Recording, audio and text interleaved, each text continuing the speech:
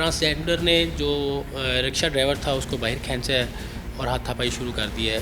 Transgender ने जो है अपने टांग के साथ और अपने घुटने के साथ उसके क़ज़ा पे और दूसरे जिस्म के हिस्सों पे मारना शुरू किया है और उसकी डेथ हो गई है। उसने मेरे साथ बाल पकड़े, मुझे घसीटने लग गया, एक दूसरे से झगड़ा हुआ तो वो ना जब मेरे उसने बाल पकड़ के नीचे किया ना मुझे, तो उस टाइम मैंने मतलब इस तरह ना मेरी ये चीज़ बच गई। हाँ, 2-4 मिनट बाद छोटी सी एक लड़ाई, एक शख्स कातिल बन गया और वो मकतूल हो गया। अस्सलाम वालेकुम नाज़रीन, प्रोग्राम जुर्म बेनकाब के साथ मैं हूं कैसर खान। नाज़रीन, हमारे मुआशरे में अदम बर्दाश्त के बढ़ते हुए वाक़यात लम्हा फ़िक्रिया बनते जा रहे हैं। एक ऐसा ही वाक़या पेश आया लाहौर के इलाके इकबाल टाउन में, जहां पर एक ख्वाजा सरा ने एक रिक्शे वाले को कत्ल कर दिया। क्या वजूहात थी, क्या वाकई वो ख्वाजा सरा था या नहीं? आज के प्रोग्राम जुर्म बेनकाब में हम इसी जुल्म और जुर्म को बेनकाब करें।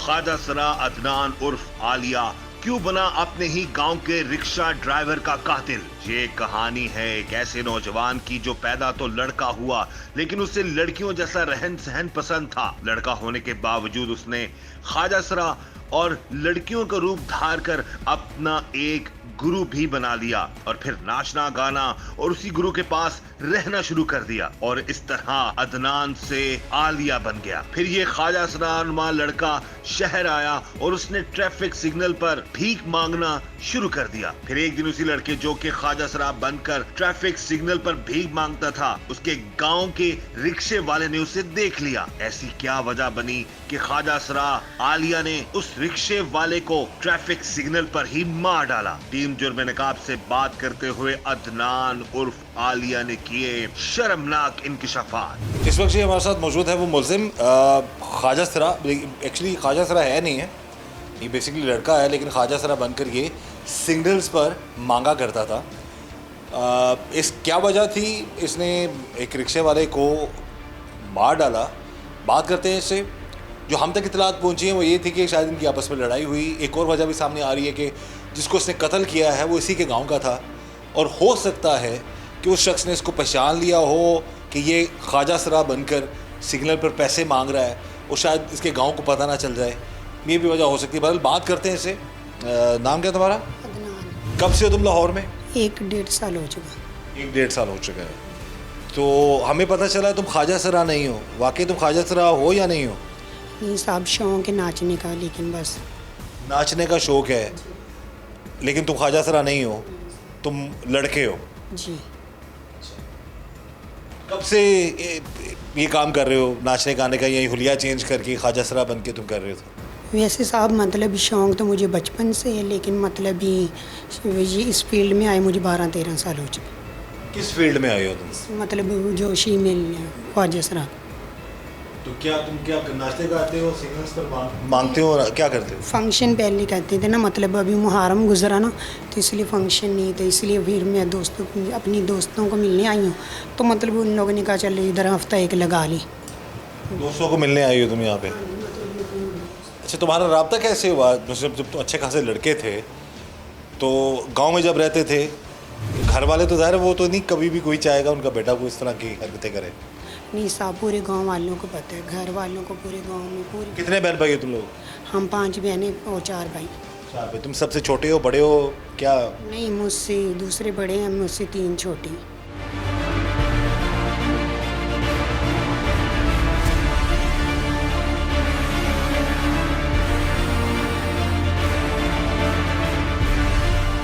हमारे मुआशरे में बाज नौजवानों में ख्वाजा सरा बनने का रुझान लम्हा फिक्रिया बनता जा रहा है। बहुत से ऐसे नौजवान हैं जो अच्छे खासे लड़का होने के बावजूद ख्वाजा सरा या लड़कियों का रूप धार कर बेराह रवी का शिकार हो जाते हैं और इसी वजह से बाजुकात मुख्तलिफ किस्म के जराइम की वजह बन जाते हैं। बाल लंबे कर लिए, लहजा चेंज कर लिया, कितना अरसा हो गया ये? और घर वालों में ज़ाहिर उन्होंने मना तो किया होगा ना करो ऐसे। दुपट्टा साहब वैसे भी मतलब लेडीज़ कपड़े नहीं पहनने का मतलब दुपट्टा जो है ना वो घर में भी लेते थे, मतलब शुरू से बचपन से, मतलब 8 9 6 7 साल से।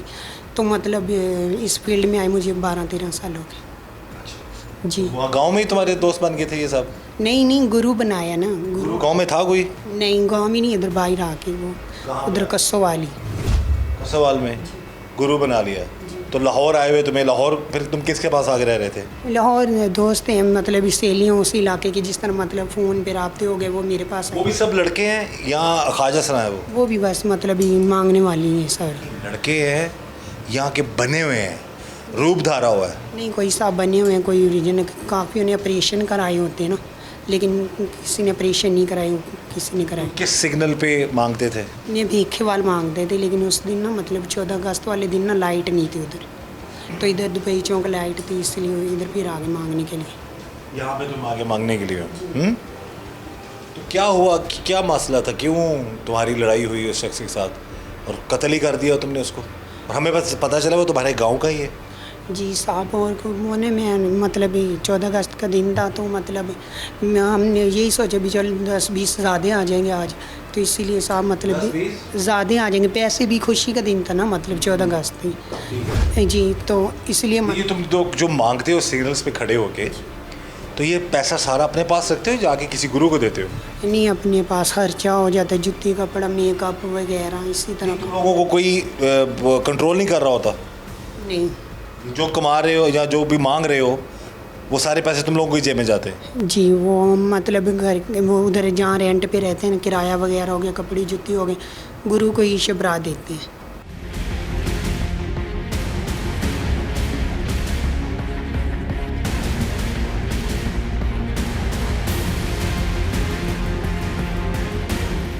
लड़के से ख्वाजा सरा बनने वाले अदनान उर्फ आलिया ने रिक्शा ड्राइवर को कत्ल क्यों किया? क्या ख्वाजा सरा बनकर शहर में भीख मांगने वाले लड़के के गांव वाले रिक्शा ड्राइवर ने उसको पहचान लिया था? इस ख्वाजा सरा ने किस तरह अपने ही गांव के रिक्शा ड्राइवर को कत्ल किया?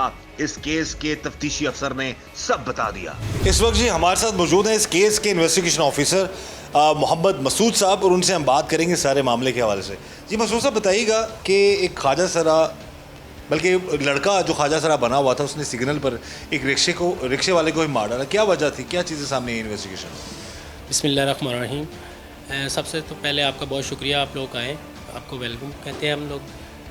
14 हस्बे ममूल लाहौर में जिस तरह मुख्तलिफ़ सिग्नल्स पे या मुख्तलिफ़ और पॉइंट्स बने हुए हैं, ये ख्वाजा सरा हों या दूसरे आम लोग हों, भीख मांगना वो मांगते हैं, इसी तरह दुबई चौक जो इलामा इकबाल टाउन में मौजूद है, वहाँ भी हस्बे ममूल जो ट्रांसजेंडर हैं और इस तरह के दूसरे लोग जो हैं वो भीख मांगते हैं। 14 अगस्त को तकरीबन 6 बजे शाम को आम रूटीन के मुताबिक जब सिग्नल बंद हुआ तो एक रिक्शा ड्राइवर जो था वो सवारियां लेके आ रहा था, तो सिग्नल बंद होने की वजह से उसने रिक्शे को वहाँ रोका है।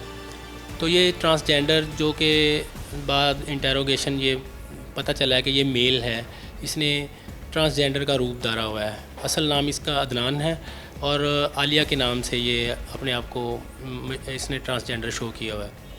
ये जब सवारियों के साथ उनसे इसने भीख मांगी है तो रिक्शा ड्राइवर ने इसको मना किया है। मना करने पर इसने उसके साथ चपकस शुरू हो गई है। ट्रांसजेंडर ने जो रिक्शा ड्राइवर था उसको बाहर खींचा है और हाथापाई शुरू कर दी है।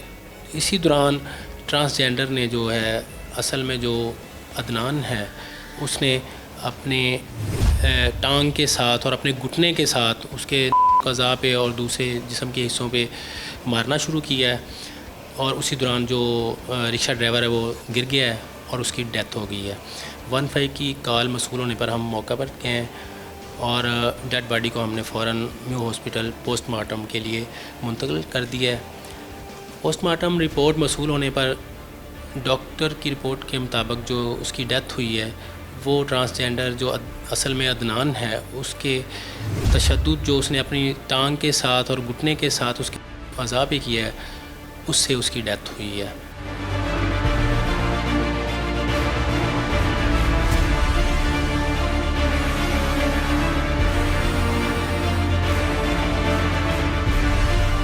ज़िंदगी जीने को एक ख्वाब मिलता है, यहाँ हर सवाल का जवाब मिलता है। किसको समझे दोस्त, किसको समझे दुश्मन, यहाँ तो हर चेहरे पे नकाब मिलता है। देखिए, सबसे पहले इस कातिलाना और मुजरिमाना इक़दाम की जितनी भी मजम्मत की जाए वो कम है, और मजम्मत के साथ साथ कानूनी तौर पे और आइनी तौर पे इसकी जितनी भी मुरम्मत की जाए वो भी कम है। आज की जो स्टोरी है, ये जो सारा वाक़या, ये सानहा है, इंतहाई तशवीशनाक और कर्बनाक है।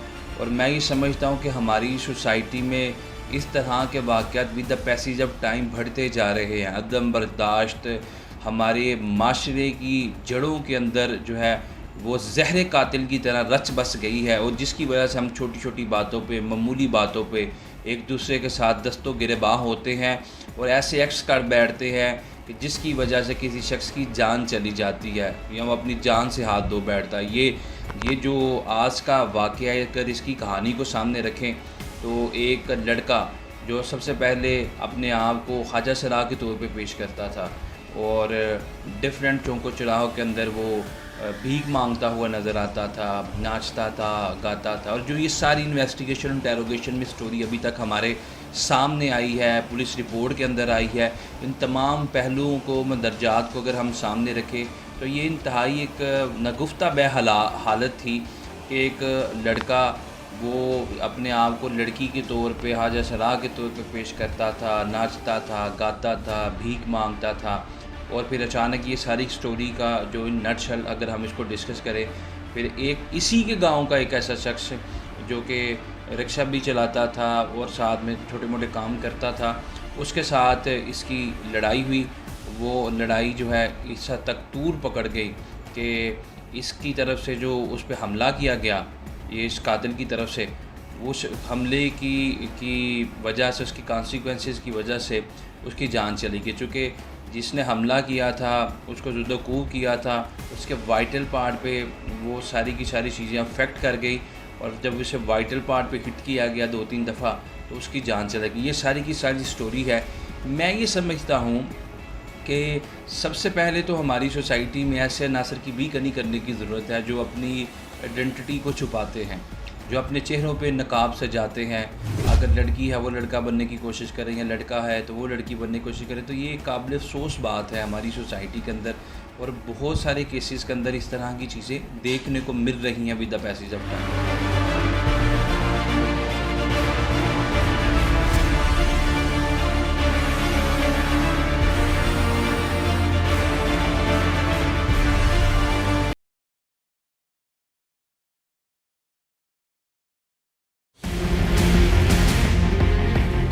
ट्रांसजेंडर ने जो रिक्शा ड्राइवर था उसको बाहर खींचा है और हाथापाई शुरू कर दी है।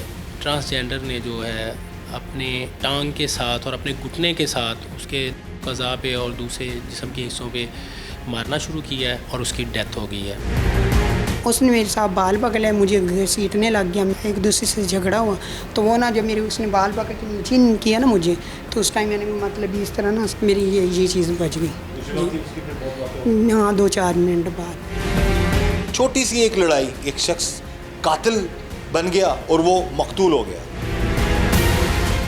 ये सिग्नल पे कितना अर्सा हो तुमने मांगने, नाचते गाते थे तुम, उसके बाद फिर मांगना कब से शुरू कर दिया? साहब यही मतलब रोज़ों का महीने आते थे, मतलब रोज़ों के दिन फंक्शन ही होता था महीने, तो अभी मुहर्रम के बाद आए हैं बस जी। ये इस कत्ल से पहले कितना अर्सा हो, कितने दिन गुजर चुके थे मांगने थे? इधर साहब पिछले वाले रोज़े मांगे, जो ये अभी पीछे गुजरे हैं ना रोज़े, वो रोज़े मांगे बस जी। उस दिन साहब ये हुआ कि मतलब मैं ना रश्के पे मांग रही थी, गाड़ी मांग के रश्के पे आई, लेकिन पीछे सवारियाँ बैठी थी, तो उनने ना मतलब मैंने उनसे 10-20 रुपया मांगे, उन्होंने ना मुझे मैं दुआएं उन्हें दे रहे थे मतलब, तो बाबा मुझे गुस्से हो गया। मैंने कहा बाबा जी मैंने भी आपसे तो नहीं मांगे, मैंने भी वो पीछे सवारियों से मांगे ना। गुस्से हो गया, अल्लाह भी जाना उनके दिन मतलब ज़हन क्या है क्या नहीं, गुस्से हो गया, मुझे कहने लगा दफ़ा हो जो। मैंने कहा बाबा जी 10 रुपया वो दे रहे हैं, मैं लेके चली जाऊँ, तो बाबा ने मेरे ना मतलब गुस्से में बाल पकड़ लिया, मुझे भी झगड़ा करने लग गया, हमारा झगड़ा आपस में होने लग गया। उसने गुस्से में बाल वैसे तो नहीं पकड़े होंगे, तुमने कुछ कहा होगा कि रिक्शे वाला है वो ज़ाहिर वो भी काम काज करता है, सिग्नल्स पे देखता होगा तुम लोगों को, तुमने कुछ गलत किया होगा तो उसको गुस्सा आया होगा ना, क्या कहा था तुम्हें? नहीं साहब, मैंने गलत नहीं, कोई बात नहीं कि मैंने गलत कहनी थी तो वो मांगने देता भला। कौन मांगा? मतलब ही मैंने अगर कुछ गलत किया होगा तो उसने बाल पकड़ लिए, रिक्शा उससे उतर, सवारियाँ पीछे बैठी हुई हैं, रिक्शा वो चला रहा है, सवारियाँ पीछे बैठी हुई हैं, रिक्शा वो चला रहा है। अब रिक्शे से उतर के एक ख्वाजा सरा से ये मांगने वाले से वो क्यों झगड़ा करेगा? मतलब मैं ऊंची ऊंची दुआएं देती हूँ ना, मतलब ऊंची ऊंची दुआएं, अल्लाह आपको इज़्ज़त दे, खुश रहो, अल्लाह दुख परेशानियाँ दूर कर, मौला पैंतन पाक। इसी तरह मैं भी ऊंची ऊंची दुआएं देती हूँ ना, तो इसीलिए पता नहीं अल्लाह बेहतर जानता उनके ज़हन में क्या आया क्या नहीं आया। उसने मेरे साथ बाल पकड़ लिया, मुझे घसीटने लग गया। मैंने भी मतलब भी जो हमारे दोनों के अंदर भी मसला, एक दूसरे से झगड़ा हुआ, तो वो ना जब मेरे उसने बाल पकड़ के नीचे किया ना मुझे, तो उस टाइम मैंने मतलब इस तरह ना मैंने कहा बाबा साइड पे, तो वो मतलब गलती से ना उनके इस जगह पे मतलब मेरी ये चीज़ बच गई। हाँ 2-4 मिनट बाद। हाँ जी, वो मतलब बैठ के पीछे गिरे हैं बस। तो जो वो शख्स तुम्हारे अपने गांव का है, तुम्हें कब पता चला? साहब मुझे ये साहब उन्होंने बताया, मैंने कहा शायद 98 सिख सारी के साहिवाल वाली साइड पे भी आते हैं ना। मैंने कहा साहब मेरे गांव का नहीं है, अगर गांव का तो अगर मुझे जान पहचान होती तो मैंने इस तरह का काम उनके साथ करना था। और उनके बाद उनके रिश्तेदार वगैरह सभी आते जाते हैं ना, उन लोगों ने कहा हमारी पहचान ना हो तो क्या इसका मतलब है कि अगर वो मांगने से मना करे तो उसको मार दिया जाए? साहब मतलब ये लोग कहते हैं ना, मतलब इनकी दुश्मनी है, ये गाँव के निकले हैं, शायद दुश्मनी हो। किसने कहा ये दुश्मनी है? ये लोग मतलब कह रहे थे कि शायद इनकी दुश्मनी हो, लेकिन वो उनके घर वाले आए, उन्होंने कहा हमारी दुश्मनी नहीं है कोई। मतलब इन्ना बाबा शुरू से ना असल से साहब मतलब शुरू से ना वो इधर लाहौर ही रहता है, मतलब गांव नहीं रहता। कभी इससे पहले सिग्नल में उससे मुलाकात हुई तुम्हारी? नहीं ऐसा जी। तुम्हें मारा, उसको गलत जगह पे लग गई? हाँ जी। उसी जगह पे उसकी मौत हो गई जी। उसके बाद तुमने क्या, उसके बाद क्या किया तुमने? मेरे साहब उसके बाद कुछ नहीं किया, मतलब 10-15 मिनट दे के भाग गए घर। और ये आज मतलब ये 8-9-10 बजे पकड़ के ले आए साहब। उधर रूम पे चले गए नहीं था ना, तो साहब मुझे आज 9-10 बजे सुबह पकड़ के ले आए जी। तो क्या ये कसूर था उसका कि उसने मना किया तुम्हें? साहब मन्ना नहीं, वो गाली दे रहा था, मुझ भी मतलब गुस्से में था, जो भी अल्लाह भी तो जानता उनके दिल में क्या था, लेकिन साहब गलती हो गई मुझसे। तुम एक देखो तो अच्छे खासे तुम खुद बता रहे हो तुम लड़के हो, एक तो तुम सिग्नल्स पे मांगना इस तरह से, अपनी भी बेइज्जती करवा रहे हो और घर वालों को भी जलील कर रहे हो और बहन भाइयों को भी। या तो फिर तुम अगर नाचने गाने का शौक़ है तो वो उसको उस साइड पे करो, वो भी नहीं करना चाहिए। बल्कि बस साहब वो फंक्शन नहीं थे तो इसीलिए मतलब फंक्शन में कितना कमा लेते हो तुम? हम मतलब हिस्से होते साहब, 5 आदमी गए ना, तो जिस तरफ का फंक्शन उस तरह हिस्से होते, गाड़ी का किराया निकाल के ना, तो उस तरह हिस्से हो जाते हैं। कितना हिस्सा आ जाता है? कितना कोई हिस्सा आ जाता है? साहब जी कोई फंक्शन लगते हैं, कोई नहीं लगते, कोई कोई अच्छा फंक्शन लग जाए तो कितना हिस्सा तो होता है तुम? मतलब आ जाता 4000-5000। 4000-5000। उसके बाद फिर ये खर्चा वर्चा जो भी था, क्योंकि घर वालों ने तुम्हें छोड़ दिया था, तुम्हारे हाल पे छोड़ दिया था? हाँ जी, बस घर आते जाते थे, मिलते थे बस। घर चक्कर लगाते थे तुम? हाँ जी। तो वालदा और वालिद दोनों हयात हैं, जिंदा हैं तुम्हारे? हाँ जी सभी तुम्हें आने देते हैं घर वो? जी, क्योंकि साहब मतलब ना सारे गांव वालों ने उन्हें यही कहा कि मतलब ये शुरू से इसी फील्ड में है, तो आप इन्हें मारेंगे पीटेंगे तो क्या करेगा, कुछ भी नहीं, मतलब इसी फील्ड में इसने रहने। घर वालों ने कभी तुम्हें मतलब तुम्हारे साथ जुल्म नहीं किया? तुम्हें उन्होंने कबूल कर लिया कि बेटा हमारा ऐसा है, चलो आता है, खैर है? जी साहब जी। फिर तुम अगर इस देखो, अब तुम इस फील्ड में ना आते, ना सिग्नल्स पे पैसे मांगते, तो बुराई का आगाज़ होता है ना, नाचना गाना, फिर सिग्नल पे पैसे मांगना, फिर लड़ना झगड़ना, फिर ये सारे मामलात होना। तुम लोगों के अड्डों पे हर किसी का नहीं, मुझे पता बहुत सारी जगहों पे कुछ बहुत सारे मामलात गलत भी चलते हैं। नहीं साहब मैं तो इसी तरह सबका नहीं कह रहा जी। बहुत सारी कुछ जगहों पे ऐसा भी होता है। नहीं साहब मैं मतलब घर से आते हुए मांग के तो वापस चले जाते हैं रूम पे।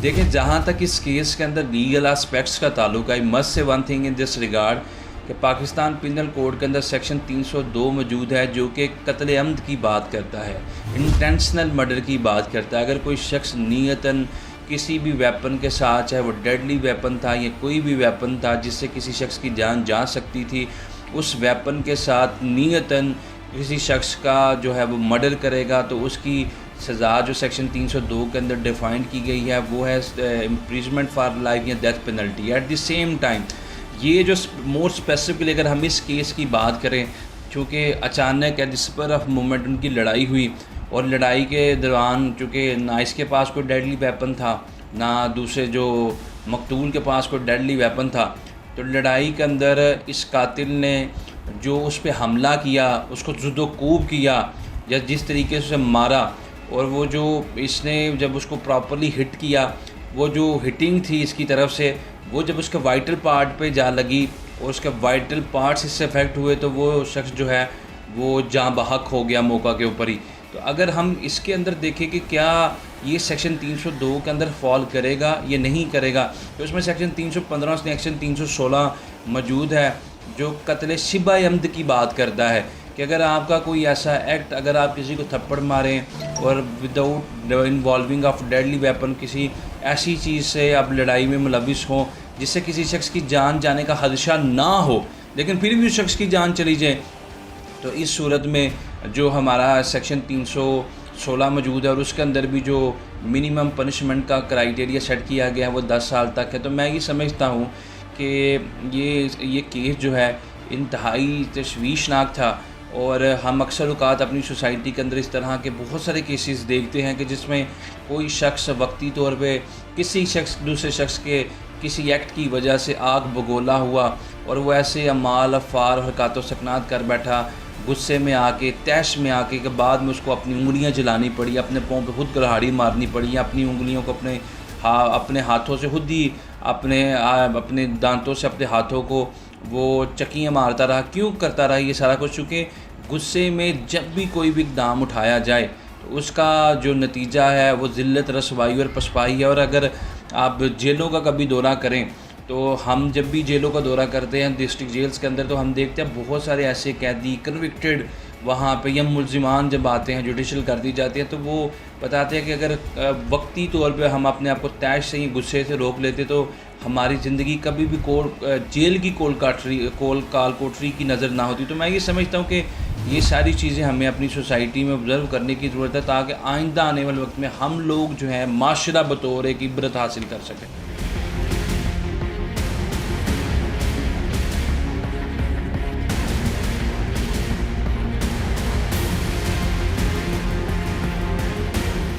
जो मुद्दई हैं वो पता चला है कि ये लड़का भी और वो जो मकतूल है दोनों एक ही गांव के थे। कहीं ऐसी वजह तो नहीं थी कि उसने इसको मांगते हुए पहचान लिया हो और ये उसके साथ लड़ पड़ा हो, कुछ इस तरह का मामला? क्योंकि अक्सर लोग होते हैं कि दूसरे शहर में आके घर वालों को तो ये बता के आ रहे हैं कि हम मेहनत कर रहे हैं, काम कर रहे हैं, तो यहाँ पर वो सिग्नल पे मांग रहा था। कुछ ऐसा मसला तो नहीं था?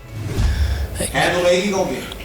ये एक इत्तेफाक है इस मसलन के केस में। ये इत्तेफाकन ऐसा है कि ये दोनों एक ही गांव के हैं, लेकिन इनका कोई पीछे से दुश्मनी का कोई बैकग्राउंड नहीं है, ना ही ऐसा है। और ना ही ये जो लड़का है और ट्रांसजेंडर यानी अदनान जो असल में है और जो रिक्शा ड्राइवर एक दूसरे को जानते भी नहीं थे बाय फेस और ना ही पहचानते थे। ये तो बाद में जब इनके बड़े जो हैं उन्होंने जो वो उनके बाप दादा का पता किया तो उससे पता चला कि ये इनके गांव के ही हैं। वैसे कोई मामला साहब दुश्मनी, साहब चपलश या रंजिश का कोई मामला नहीं है, ये एक इत्तेफाक ही है। लेकिन अभी इसके जो मुद्दई हैं केस के वो पैरवी कर रहे हैं, वो चाह रहे हैं कि उसको सज़ा मिले कानून के मुताबिक। यहाँ हो सकता है कि ये गाँव के हैं तो वो इसको माफ़ी वाली साइड पर चले जाए। नहीं जी, बिल्कुल मुद्दई राब्ते में है, हम भी उनसे राब्ते में हैं, तो इसमें कोई शक नहीं है कि इसको हम करार वाकई सज़ा दिलवाएंगे और इंशाअल्लाह ताला मेरिट पे ही तफ्तीश होगी जो जिस तरह हमारे सीनियर अफसरान ने कहा, और इसको सज़ा दिलवा के ही रहेंगे।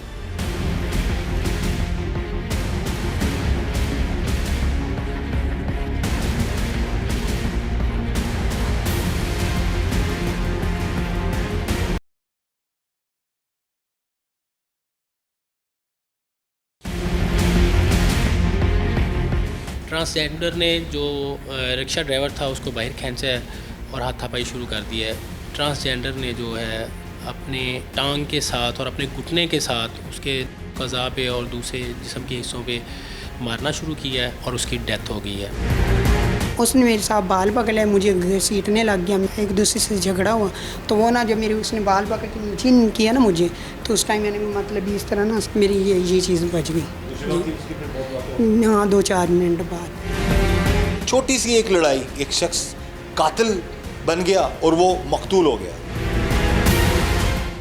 देखिए जी, जहाँ तक इस केस के अंदर सोशल एस्पेक्ट्स का ताल्लुक है, इस केस के अंदर बहुत सारे सोशल एस्पेक्ट्स समाजी और इमरानी अवामिल इसके अंदर शामिल है। मैं ये समझता हूँ कि इस केस के अंदर जो है, जिस तरह ये शख्स अपना बेस बदल के भीख मांगता था, हमारी सोसाइटी में मुख्तलिफ़ चौकों चौराहों में डिफरेंट शाहराहों के ऊपर हम देखते हैं या रश वाली जगहों पे लोग इसी तरह भीख मांगते नज़र आते हैं और अपनी आइडेंटिटी छुपाने की कोशिश करते हैं। और कोई शख्स, जिस तरह इस केस के अंदर स्पेसिफिकली बात की जाए कि ये एक लड़का था और हाजा सरा का रूप धार के ये इस तरह की हरकतों से इकनात भी करता था, एट द सेम टाइम जो है वो भीख भी मांगता था। और हमने ये देखा कि हमारा जो सोशल नॉर्म्स हैं, जो कस्टम्स हैं, tradition, at the same time हमारे जो कवानीन हैं, सबसे पहले तो इस तमाम मनासर की बेकनी करने की बात करते हैं, गदागरी की बेकनी करने की बात करते हैं। तो डिस्ट्रिक्ट लेवल पे अगर हम ये सारी चीज़ें, हमारी डिस्ट्रिक्ट हुकूमत जो है, डीसी और जो डिस्ट्रिक्ट पुलिस ऑफिसर हैं, वो ऑब्ज़र्व करें तो इन तमाम चीज़ों पे काबू पाया जा सकता है। और बहुत सारी जो झगड़े हाजा सरा, जो छोटे बच्चे से लेके बड़े बच्चे, और एट द सेम टाइम चाहे हाजा सरा हो, कोई औरत हो, कोई मर्द हो, ये जो भीख मांगने का कंसेप्ट है, इसके ऊपर जब तक आप काबू नहीं पाएंगे, इन लोगों को मुख्तलिफ़ दफातर के अंदर, फैक्ट्रीज़ के अंदर, इंडस्ट्रीज़ के अंदर, कारखानों के अंदर नहीं भेजेंगे ताकि वो जाके वहाँ पे अपना जो है रीज़नेबल रोज़गार कमा सकें, ये भी एक रियासत की बुनियादी ज़िम्मेदारी है।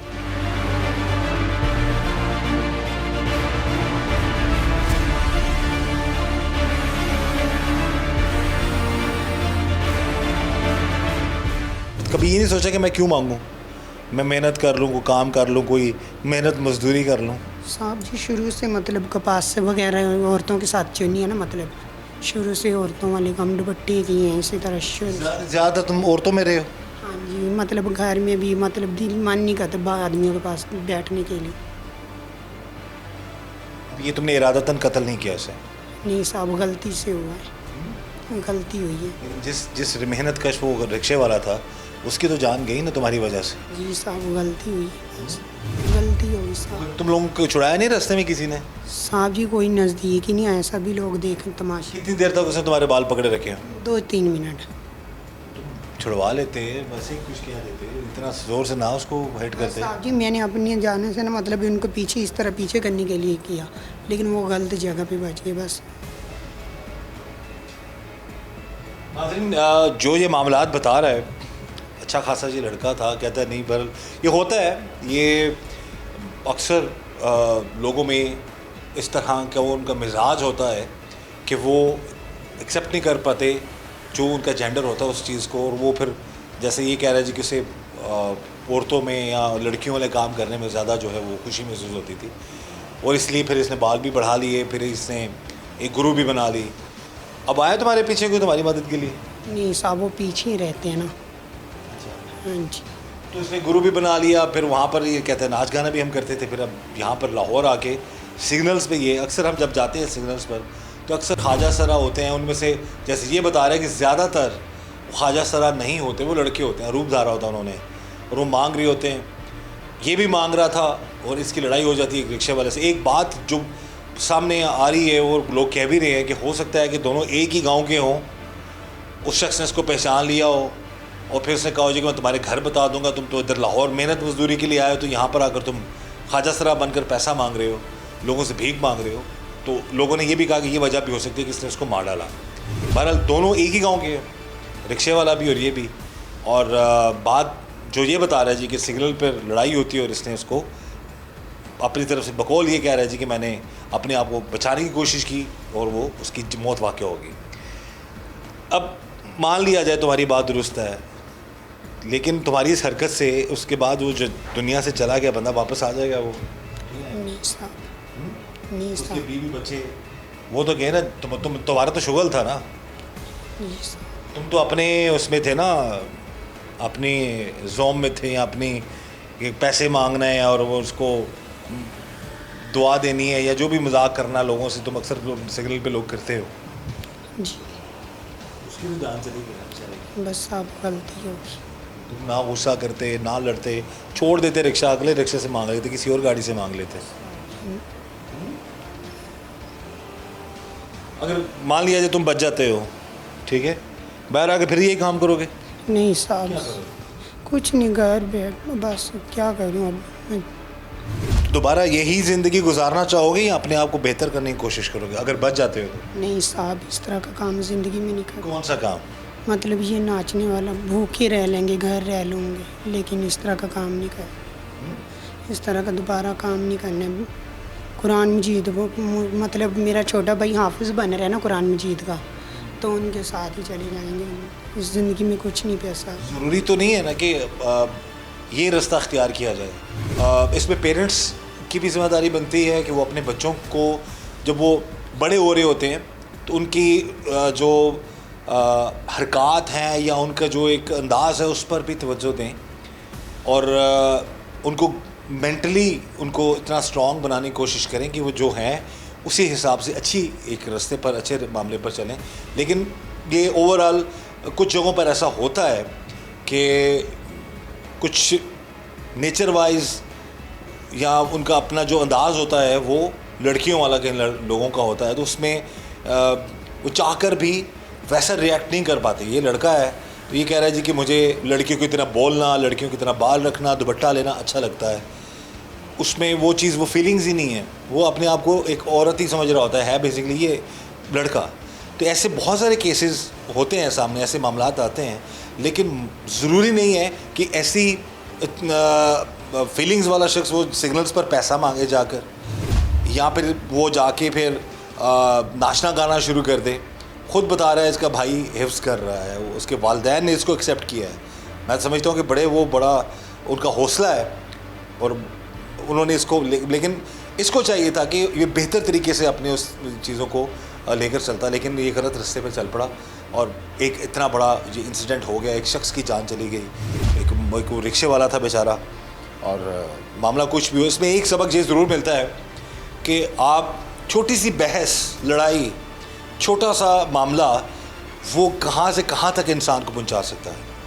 वो बुज़ुर्ग गुस्से में आ गए या जो भी शख्स था वो गुस्से में आ गया, उसने इसके बाल पकड़ लिए, ये भी गुस्से में था, इसने मारना शुरू कर दिया।